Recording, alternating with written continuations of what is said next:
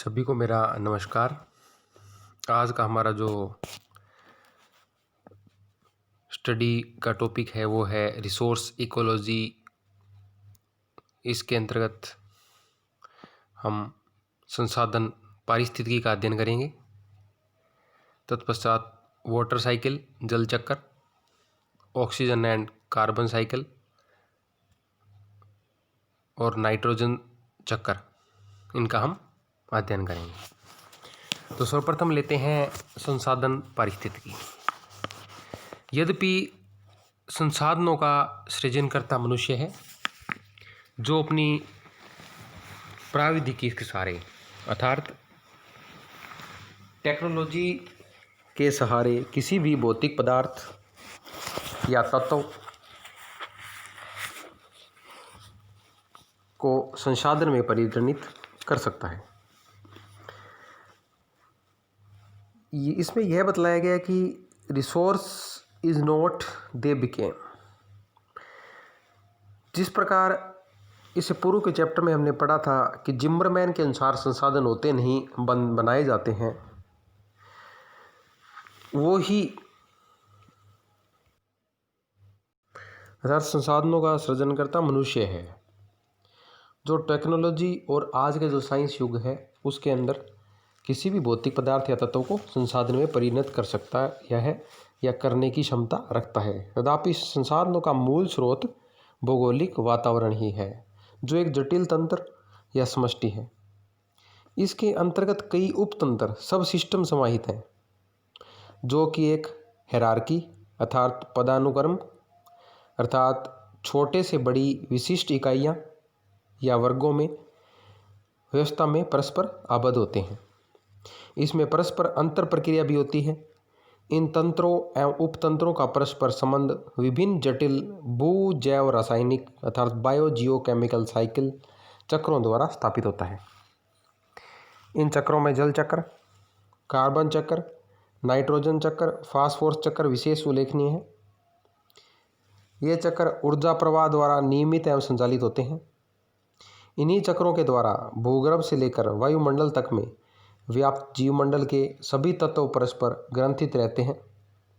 इन्हीं चक्रों तथा उनके माध्यम से ऊर्जा प्रवाह द्वारा चट्टान से मिट्टी एवं खनिजों का निर्माण होता है। मिट्टी से प्राप्त खनिज तत्वों एवं जल संचरण से उत्पन्न पौधों के आधार पर शाकाहारी, मांसाहारी एवं सर्वभक्षी जीवों का अस्तित्व निर्भर है। मानव समाज तथा उसका सांस्कृतिक तंत्र भी इसी वृहत तंत्र का एक अभिन्न अंग है। अतः मानव द्वारा संसाधन सृजन की क्षमता असीमित नहीं वरन ऊर्जा प्रवाह तथा भू जैव रासायनिक चक्रों की सक्रियता पर निर्भर करती है। संपूर्ण भौगोलिक वातावरण तंत्र बहुत हद तक 3 कारकों पर निर्भर है। पौधे एवं पशुओं के माध्यम से प्राप्त ऊर्जा का प्रवाह एवं रूपांतरण, जो संपूर्ण तंत्र हेतु मूल प्रेरक की भूमिका निभाता है। रासायनिक तत्वों का गठन एवं पुनर्गठन एवं संरक्षण तथा अनेक प्रकार के जैव तत्वों द्वारा वातावरण से समायोजन। इन कारकों की सक्रियता विभिन्न चक्रों की क्रियाशीलता पर ही निर्भर है, जिनका संक्षिप्त विवेचन हम कर रहे हैं। पहला, जल चक्र।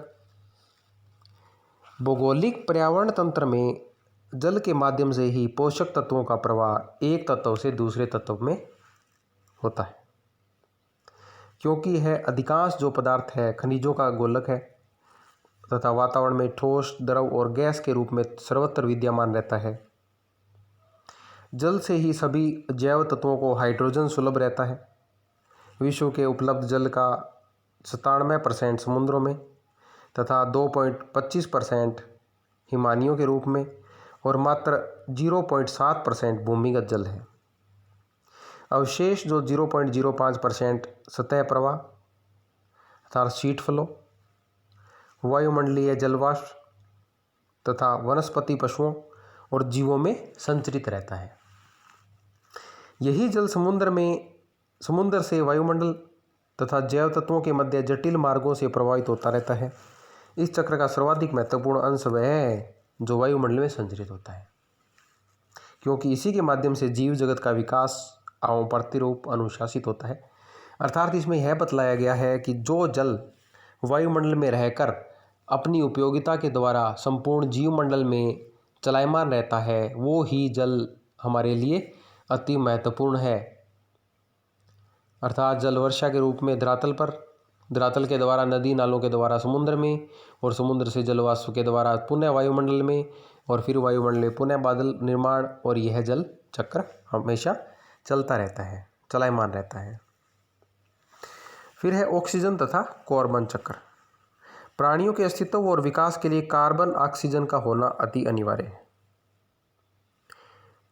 वनस्पति कार्बन का शोषण करके ऑक्सीजन उत्पन्न करते हैं, जिससे जीवधारी सांस लेते और जीवित रहते हैं।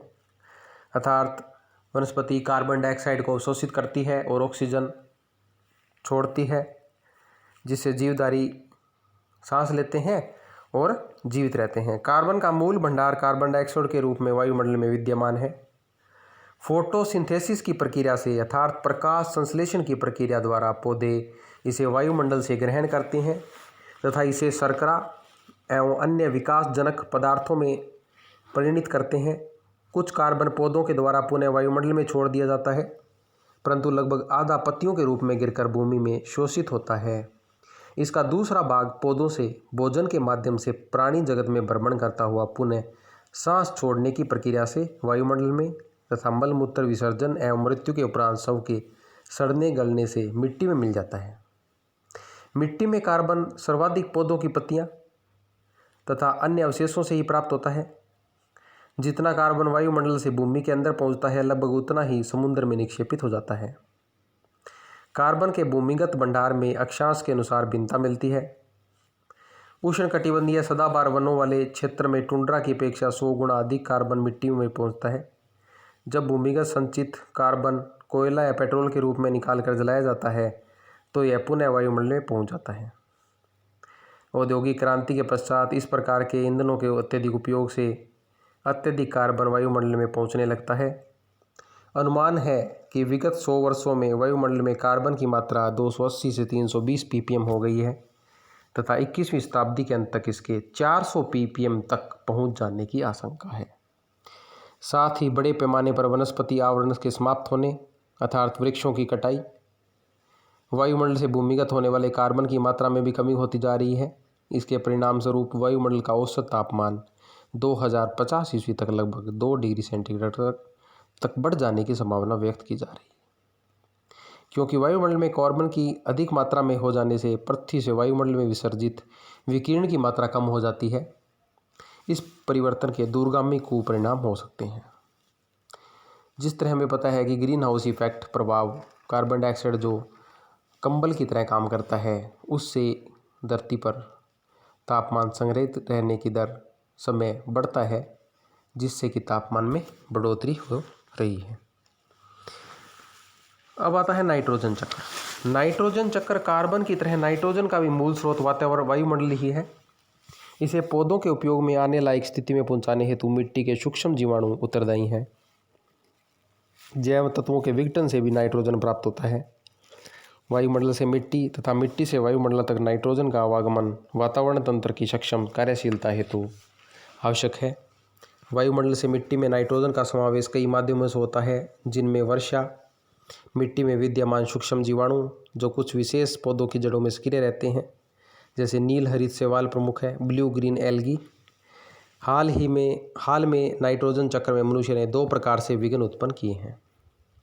बड़ी भारी मात्रा में औद्योगिक पदार्थ या माध्यम से नाइट्रोजन को कृत्रिम उर्वरकों में परिणित करके तथा नाइट्रोजन की अधिक मात्रा शोषित करने वाली फसलों का उत्पादन करके।